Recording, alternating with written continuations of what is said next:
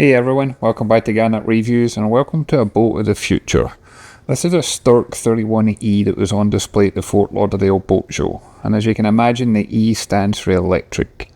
This is an all-electric boat that's powered by twin E-Motion 180 horsepower electric outboards. And according to the website, it's got a 170 kilowatt lithium battery that delivers a range of up to 70 nautical miles at 20 miles per hour. You recharge the batteries at any 220 volt marina outlet, and on the website it states that you can do 2,000 charge cycles before you'll notice any efficiency loss with this setup. Two of the main advantages of this boat is the fact that because it is all electric, there is no fuel or emissions or anything like that, so you can use this in a lot of lakes and reservoirs and places like that that you can't take gas engines into. The other one is you're going to be operating in pure silence. So whether you're looking at cruising, fishing, just relaxing on the water, you're going to have a very peaceful time in doing it. There's an extended bathing platform and it's got the boarding ladder, and as I step on you'll notice we've got this seating area in the cockpit. That cockpit table you can drop down and that can turn into a large sun pad. We've then got a wet bar out here and that includes a gas stove, and it's also got a fridge.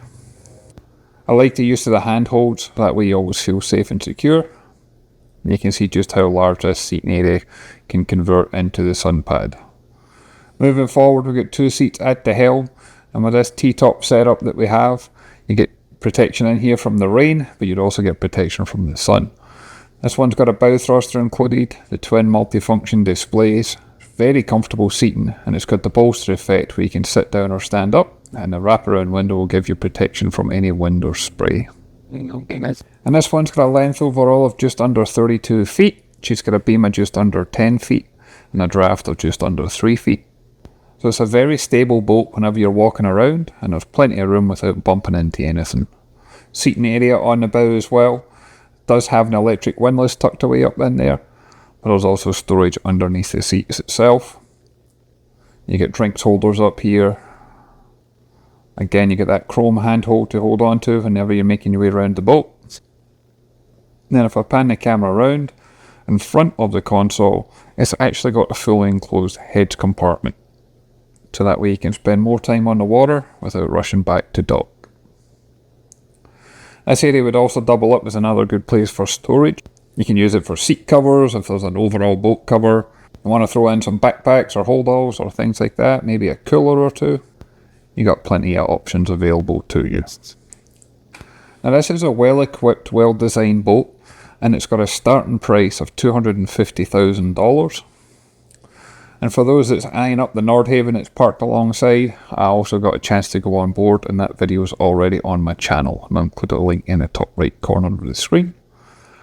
But as to this one, as I make my way back round, again you can just see how much room I have, but also notice how stable the boat is as I'm walking across here. The boat doesn't move. It's a very, very capable boat, and one that I think is going to get a lot of attention. Now I actually filmed two of these boats because there's a gas version as well, and I'll be working on that edit very soon, and I'll get it on the channel. But as I pan the camera around, whether you go for the gas option or the electric, I think these are very stylish, very modern, very capable boats. The ideal if you're into some fast cruising, if you want to get out to your favourite sandbar, if you want to do some of your picnics, or if you want to do some fishing as well, because you certainly get plenty of room along the side of the hull, but when you're walking along, it'd be a great casting platform.